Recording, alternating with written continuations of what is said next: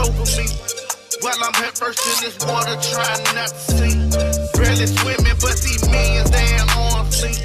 Before you blink, what you think? Diamonds in the link.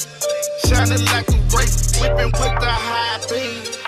Quick trip to test it, trying to cock the lean. It was called Blink, but it was like that hardball song. You know, that's that hardball song. Strike one, caught you by surprise. Yeah. I had it like Blink one, caught her by my eyes. Blink two, you know what I'm saying? So.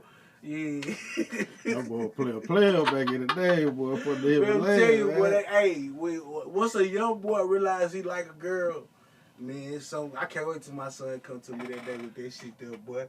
Yeah, I can't wait to meet the parents. I'm chauffeuring you. What movie y'all going to? Y'all be ready for it. Our dinner day on Pops. You get the lead tips, all that shit. Yeah. We gonna make sure she like you.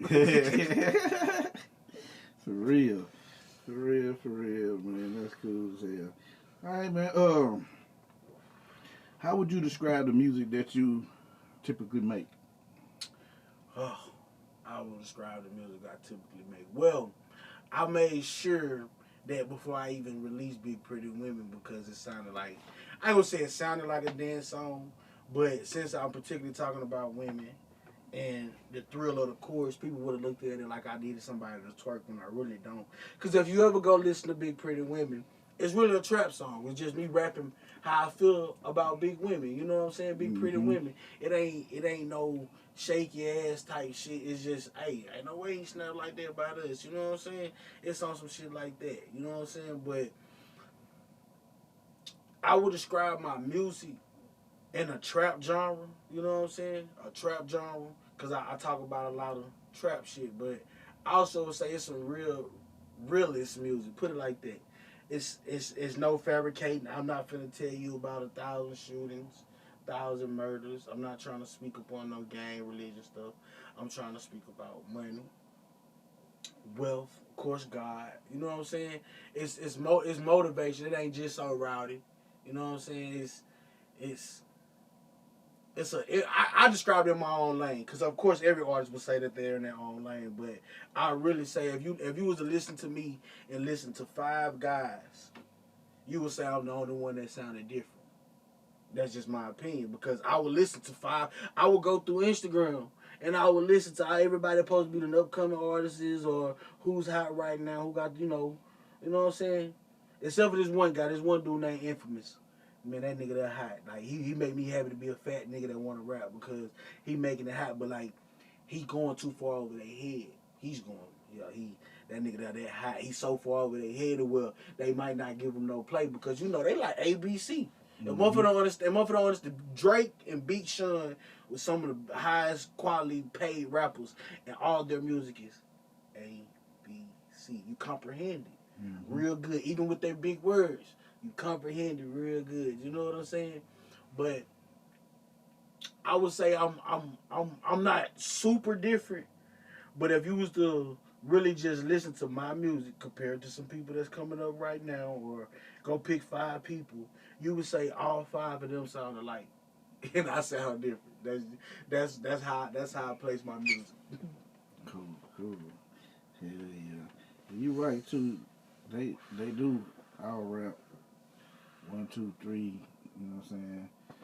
And that's how. And if you go, and that's why I say I ain't trying to be super extravagant with my music at the moment, because I ain't gonna say I got no real fans, but I'm gonna say I got real fans. I'm gonna use other words. My fans ain't deep. Put it like that. And if we was to be in a building, we can fill the building up. But if we was to be in a stadium, oh man, you wouldn't even see us. I wanted to be deep, you know what I'm saying? So since my fans ain't got deep yet, I ain't even gave them that. Oh shit, who the fuck is this guy? You know what I'm saying? Because I'm trying to get you to listen to my music in a loop way. Like, damn, that shit was beat. Man, hell yeah, play that shit again. Because it was so catchy. You caught it. I gave you the story format and the conclusion all at the same time. I said some nice, good words that caught your attention. Like, damn, he said that. And then it's right back at you. Like, hell yeah. I like that. Play it again. It was simple. But if you could say some good shit, the song was great, but it kept going over their head, they just gonna like, oh yeah, bro, fine. Because it was too good. Yeah. You see what I'm saying? Yeah. It was too good. Niggas like simple. Something that they can comprehend. You got ABC. Yeah. ABC. You gotta dumb it down a little bit. Give it to me, ABC. You know what I'm saying? And when you do dumb it down, it still can have big words Can still and stuff, but you gotta say the big words that niggas know. There you go. Or a big word that nigga can figure out. You know what I'm saying? 'Cause you might not know what it is, but if you say the big word and then explain what it is in there, then make a nigga think he's smart now. You know what I'm saying? That's for real. Like, even with 21 Savage. 21 Savage. And it's just me in my interview speaking on to all these big major people, but they music, they is extravagant, high, multi-million-dollar paid artists. And if you go all the way back, all the way from the beginning, when 21 first came out, man, other than that, gang shit, that's all I'm on. Gang. That was so simple. But hold up, as he started getting hotter and hotter, and people started listening to him more and more, one of his most simple songs got some of the most money. Was that 1, 2, 3, 4, 5, 6 in my bank account? In my bank account. M's in my. It was so. 1, 2. It was so simple. You feel what I'm saying? Yeah.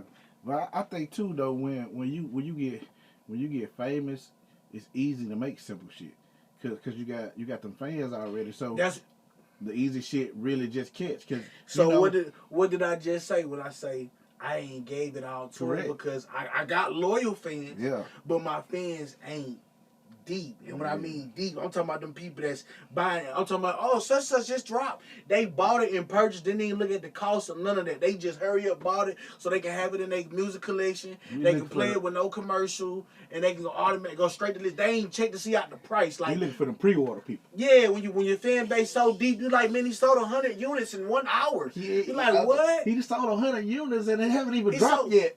I remember, man, and this was Tory Lanez. Man, Tory Lanez, independent artist. When that stuff was going on with him and Megan Stallion, he dropped the album and he put it out for $1. Now he's not signed to no label, so this ain't no $9.99, $19.99, $29.99, $32.99 to go get his music. He said, I just dropped my music on all platforms to the world. Everybody can go copy it for $1. He sold 1 million streams in 1 minute. He could have spent $30,000 recording that whole album, session, video shoots, anything he did. He just said, I made $1 million in 1 minute. And that's why when I say, like, if you don't need, like, as an independent artist, having 1 million fans would be nice. But as an independent artist, if you got 10K fans that are loyal follower fans, and you actually drop some music, man, let's say your stuff is $10.99. You know what I'm saying? Let's say you is selling it for $9.99. 500 people out of that 10K of your fans buy that. I ain't gotta do the math. You do the math. That was a good profit, and that was a good 6 months or 3 month journey, or whatever it was in that time period. That whatever you invested in the music, invested in your studio, invested in your camera crew, whatever. Within that time period, you dropped, and your loyal fans, you independent. You ain't signed to no one. You may spend exactly what you finna get paid back, but you was able to do it in a nice little investment. And get what that mean? Go do the same thing for the next 3 months. Drop another project. The same way you did that one, do this one. This one you might goddamn get 1,000. You see what I'm saying? But as an independent artist, it's gonna pay for you. Yeah, you ain't touched the million mark, but it's fitting in the budget range for what you got going. So it prepare you for the mindset for when it do come. Correct. You know what I'm saying? And not saying it ain't gonna come, but every artist, like, we look at some of these major artists, and they be on these all them YouTubers, they be on the platforms where they break down, they be like before the fame. And you be looking at artists before they really just blue. And a lot of people don't know their music before they blue. You not one of the, and that's exactly what I mean when I just said you got loyal fans, and then you got, when you deep. It's deep out there. I'm talking about it's fans with a fan that ain't even come to be your fan today. But since they got a friend that's a fan of you, guess what? They a fan of you too. It's deep. So when only the loyal fans knew the person before the tattoos and the piercings and all the crazy dress code that came with the label signing, you know what I'm saying? The loyal fans know about that. But when the fans got deep, there was people riding down the highway in Jamaica, not Jamaica, and Santa Barbara somewhere heard your music. But they don't even know you. But they became a fan because you had radio play off your label. Now your fan base is deep. And that's why people also get what? They get money that you don't even know about. You be like, man, I'm broke. All they got money. For real, man. But the label, hey, they got you out. Hey, they got you out there. They got people to hear you that you ain't, you know what I'm saying? But independent artists, it's a way to make it happen. It's a way to make it happen. For real. I'm trying to be in that bracket of them independent artists that makes it happen. You know what I'm saying? That they not satisfied with 10K fans, but 10K loyal fans. It ain't deep, but hey, you can live off that. You can live off it. Starlito, one of the most hardest independent artists, Don Tripp. Most independent artists, and hey, you can't say you don't know them. They just not. They not label signing. Mainstream You see what I'm saying? They yeah. not label signing on type shit. You know what I'm saying? But if you, yo, most multi-million-dollar artists couldn't stand in the room with them guys. For real. Don't even want to go to the studio with them. They gonna be feeling mad like, damn, bro, don't you make like $2 million a show? Them guys don't get like 15K a nightclub. But you don't even want to go in the room to make a track, because they going to go harder than you. Hey, boy, them boys going to eat your ass up, boy. Hey, man, the Don Tripp, man, Cherish Man gang and shit, man. For real, Don Tripp. I mean, that nigga go so hard. Okay, man. Shit, man. All right, bro. What's your creative process like, man? What you mean, into making music? Yeah, making music. Well, I'm an independent artist. And as being an independent artist, if you ain't selling drugs or scamming, you got a 9 to 5. Correct. So, with my 9 to 5, I drive. And within driving, you got nothing but a route. So, you in your head the whole day. So, my music process is just listen to beats all day. Before this, my music process was, in the trap. Listen to beats all day, or going off what's around me, or you might hear some shit, or somebody might send you some shit, and it come to mind. But like the last time I wrote a song, I was sitting on the rack, and I was depressed, cause I was like, I had got into it with a nigga. Nigga told me, nigga from Hattiesburg, Crip nigga told me, talking about some, man, your son ain't even gonna remember you, all this type of shit.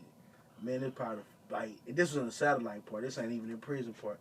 Probably the first time I ever got loud with a nigga since I've been locked up. Cause boy, you don't even know my son, let alone know me. You don't know me from the time period you hear my nigga. So therefore, you not gonna tell me that my son ain't gonna remember me. Now, your bitch ass, that you ain't got love for your boy, and cause you feel like you been here long enough, he'll remember you. That's on you. For real, man. I pray for mine every night. I might ain't holding him, but guess who holding him for me? Yeah, that higher power that you scared to get on your knees to, man. And I was writing music a lot then, because you had, like, when you in thoughtly prayer and you in a place like that, you have so much time to isolate yourself to craft and work on you. You know what I'm saying? Especially when you're not somebody that's trying to be in nobody's business.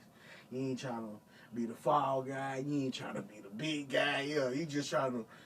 How many calendar days they say I got left? Yeah, that was me. Yeah, I go sit with the old head one, read books, talk about Jesus.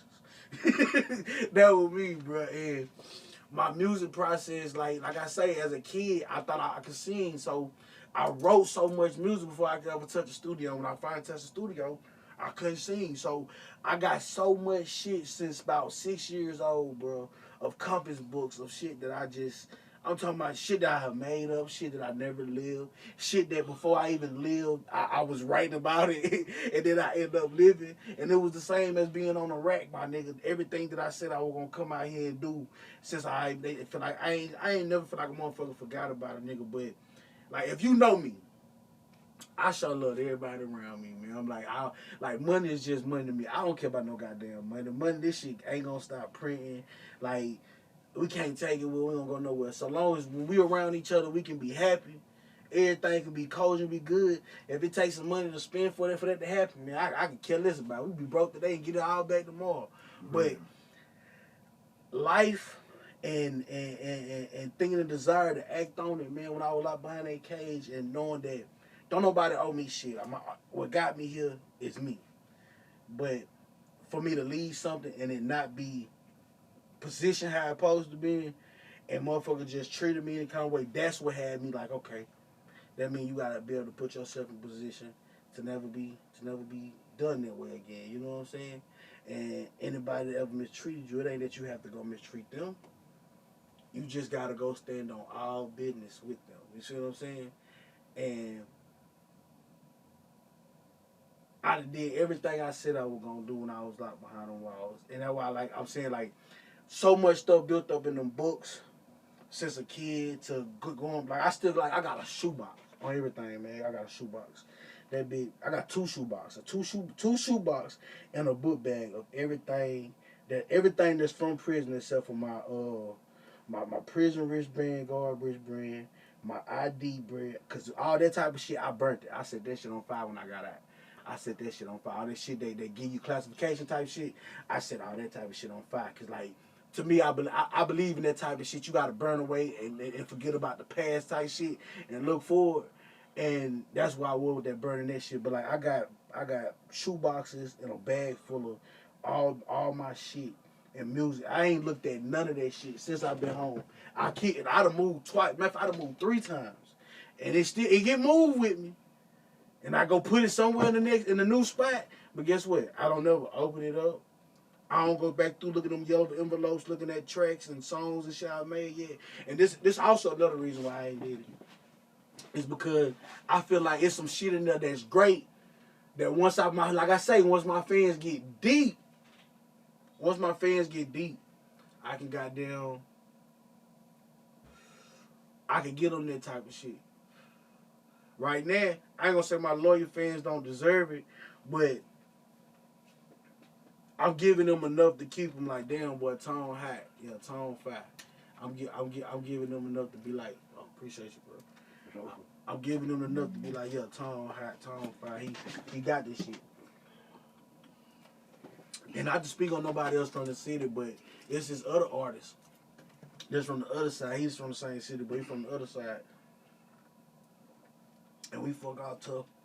And he be like, bro, it's a lot of artists from your side of the town, but you really the voice of the hood. Like, a motherfucker listen to your shit, you really the voice of the hood. Cause you ain't on all that young nigga shit. You more on some, let me not tell you the right way, but show it in so many ways to do it the way it ain't wrong.